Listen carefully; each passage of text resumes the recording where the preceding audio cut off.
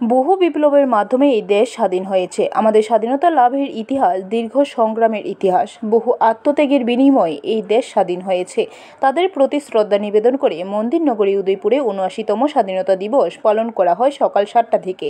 সরকারি বেসরকারি বিভিন্ন প্রতিষ্ঠান, স্কুল, কলেজ সহ বিভিন্ন ক্লাব, রাজনৈতিক দলের অফিসগুলোতেও জাতীয় পতাকা উত্তোলন করা হয়। উদয়পুরে সকাল ৮টায় hepatitis foundation of Tripura Udaipur শাখা অফিস, জেলা শাসক, মহকুমা শাসক, পুলিশ সুপার সহ বিভিন্ন অফিসে এবং স্কুল, কলেজ, গোমতী জেলার জেলা পরিষদ, নগর পঞ্চায়েত সহ বিজেপি, সিপিআইএম ও কংগ্রেস দলের পক্ষ থেকেও জাতীয় পতাকা উত্তোলন করেন দলীয় নেতৃত্বরা। গোমতী জেলার মূল অনুষ্ঠানটি হয় উদয়পুর মহকুমার ছনবনস্থিত স্পোর্টস কমপ্লেক্স মাঠে।